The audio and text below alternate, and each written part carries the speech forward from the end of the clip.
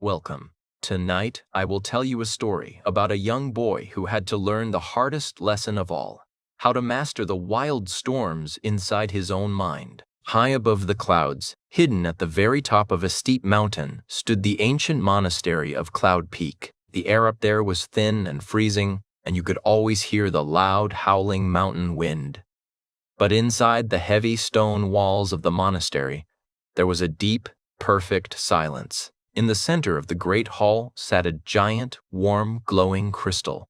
This crystal was not just beautiful, it was a magical shield. Its pure golden light reached far down into the valley, keeping a dangerous, creeping dark fog away from the innocent villages below. As long as the monks kept a steady fire burning under the crystal, the people were completely safe. Among the silent, disciplined monks lived a young apprentice named Leo. Leo had a very kind heart, but he had a terrible problem. While the older monks were as calm as deep water, Leo's mind was like a wild, jumping monkey. He could not sit still. He could not focus on one single task for more than a minute. His thoughts were always rushing everywhere, chasing new ideas, worrying about the future, or wanting to go outside and play. To Leo, his rushing thoughts and lack of focus felt like a completely harmless habit, just a normal part of who he was. He did not know that the dark, choking fog at the bottom of the mountain was patiently waiting for his mind to slip. One bright, freezing morning, the oldest and wisest monk, Master Jin, gave Leo a very simple but deeply important task. He brought the young boy into the great hall and pointed to the giant glowing crystal. "Leo," the master said softly, his calm voice echoing in the large room, "you must sit and watch the fire under the great crystal today. Every hour, you must add exactly one piece of our special, sweet-smelling wood. Do not leave the hall. Do not let your mind wander. Focus only on the fire." At first, Leo did very well. For the first 2 hours, he sat perfectly still on the hard stone floor. He watched the bright, crackling flames and felt proud of his discipline. But slowly, the quiet hall became incredibly boring. The silence felt heavy. His wild mind began to jump from one thought to another. He started thinking about the beautiful, sunny courtyard outside. He remembered the sweet red berries growing near the garden wall and the soft, warm grass that looked so inviting. "Why do I have to sit here and stare at a fire?" Leo's mind whispered to him. "The fire is big and strong. It does not need me right now. I will only step outside for 5 minutes to eat a few berries and stretch my legs. It is just a quick break. No one will ever know." He chose temporary comfort over his clear intention. Leo quietly stood up, turned his back on the glowing crystal, and left the great hall. He walked out into the bright, warm sunlight. He picked a handful of the sweet red berries, tasting the wonderful sugar on his tongue. Then he lay down in the soft, warm grass. The sun felt so relaxing on his tired face. He decided to close his eyes just for one small moment to enjoy the comfortable feeling. Without realizing it, Leo fell into a deep, lazy sleep. When his eyes suddenly snapped open, the air was freezing cold. The sun was already hiding behind the dark mountains. A sudden, terrible panic hit his chest like a heavy stone. He jumped up and ran as fast as he could back into the great hall. The warm, golden light was completely gone. The giant crystal was dark and cold. Underneath it, there was only a weak, dying fire. He dropped to his knees, his heart hammering in his throat. He tried desperately to blow on the dying coals, but the damage was already done, and the shadow fog at the bottom of the mountain had noticed. As Leo blew desperately on the cold gray ashes, a terrifying sound echoed through the great hall. It was a loud, sharp crack, like heavy ice breaking on a frozen lake. Leo slowly looked up. Right down the middle of the giant, beautiful crystal was a deep, jagged line. Because the fire had grown too cold, the magic stone had cracked. The last spark of golden light flickered once, twice, and then died completely. The hall plunged into heavy, unnatural darkness. Almost immediately, loud, ringing brass bells began to sound from the high watchtowers. The older monks were shouting outside in the freezing wind. Leo ran to the heavy stone window and looked down at the valley. His blood turned to ice. The thick, choking dark fog, which had been trapped at the bottom of the mountain for centuries, was now rising rapidly. It swallowed the green trees, moving fast like a living shadow toward the innocent villages. In that moment, a massive storm of negative thoughts exploded inside Leo's head. His mind, which was usually so restless and easily distracted, now focused entirely on terror and guilt.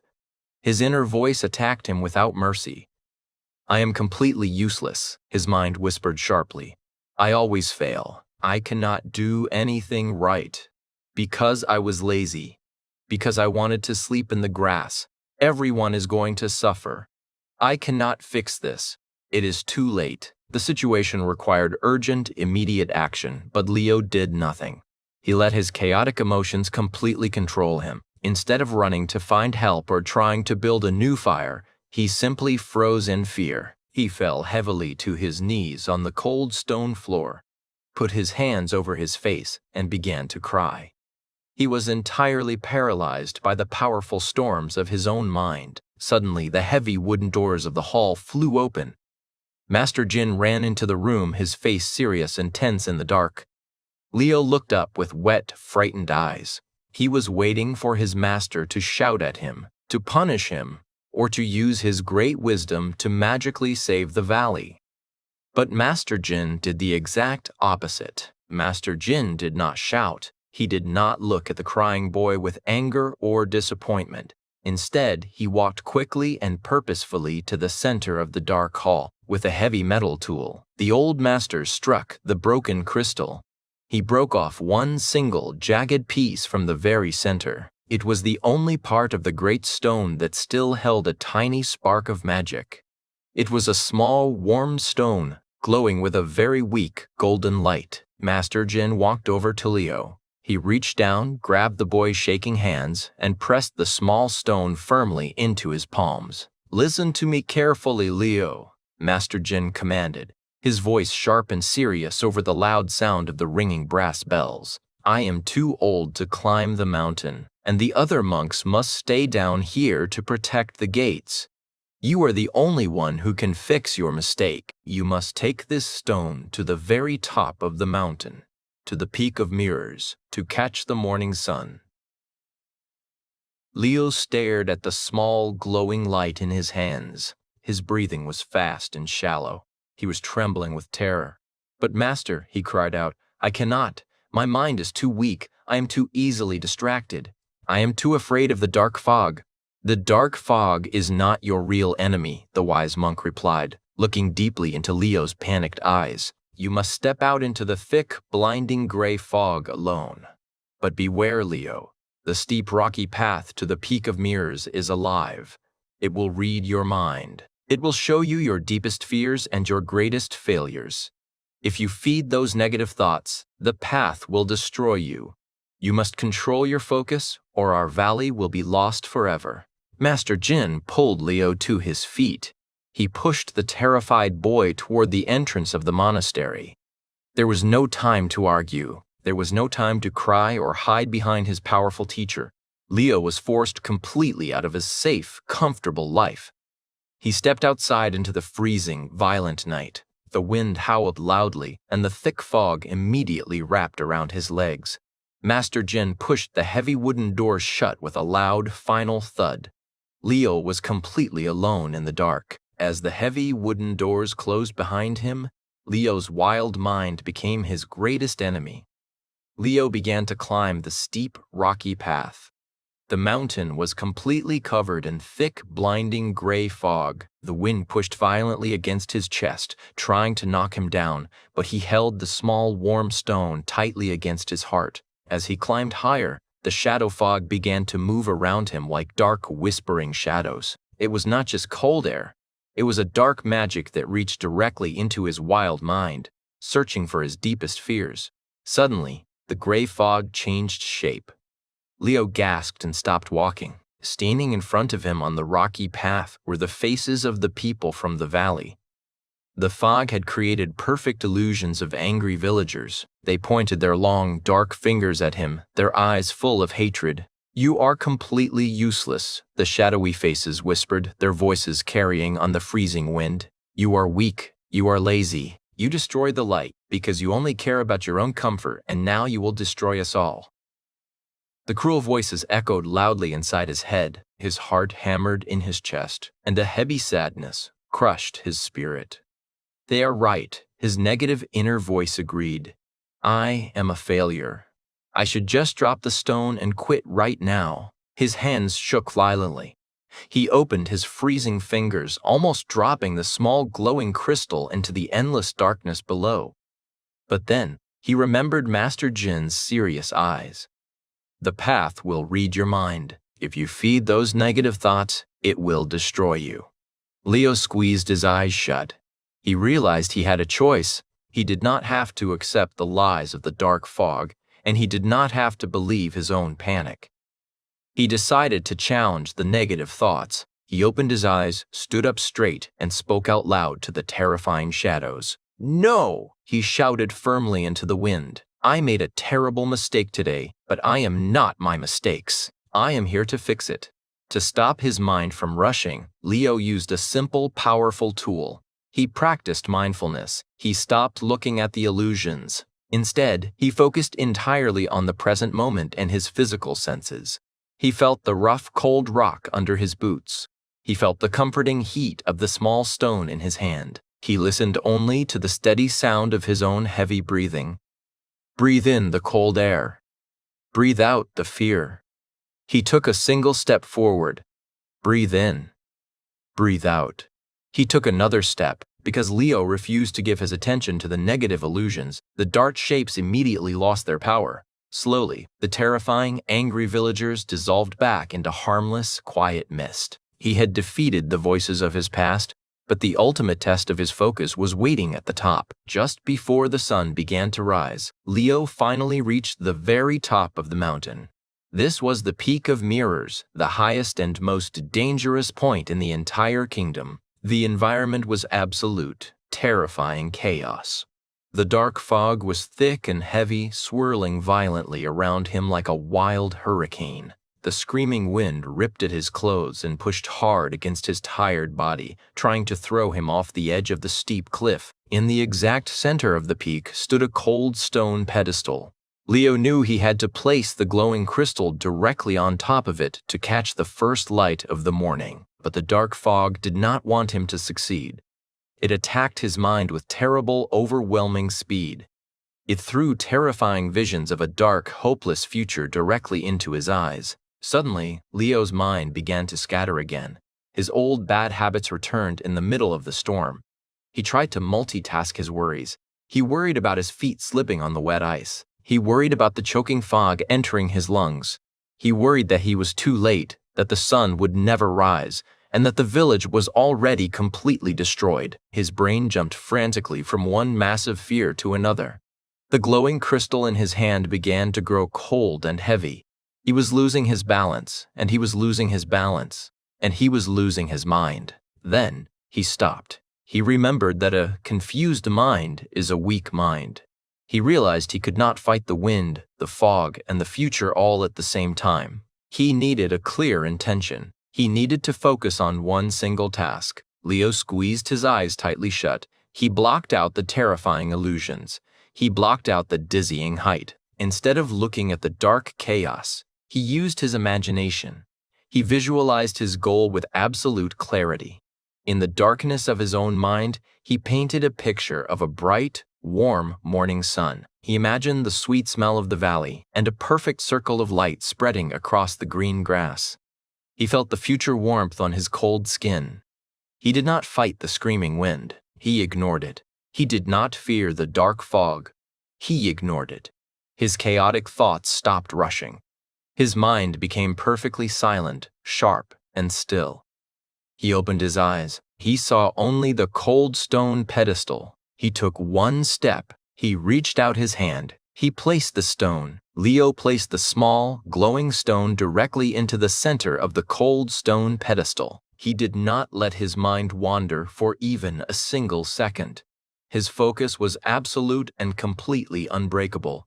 At that exact moment, the dark, heavy clouds above him broke apart. The very first ray of the morning sun pierced through the sky and hit the Peak of Mirrors. It struck the small stone perfectly.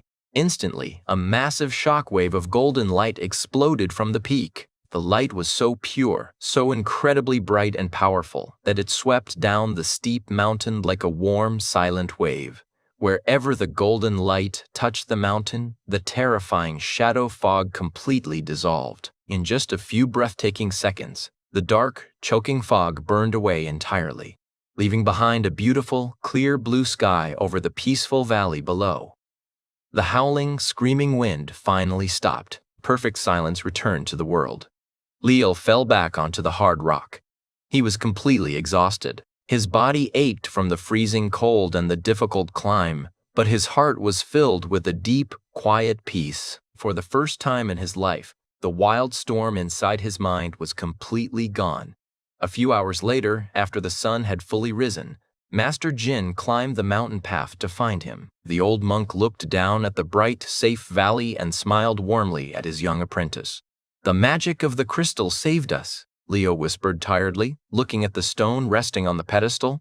"I am so sorry I broke the great crystal in the hall, Master. I let my desire for comfort destroy our greatest weapon." Master Jin walked over to the pedestal and gently picked up the stone. He held it up into the warm sunlight.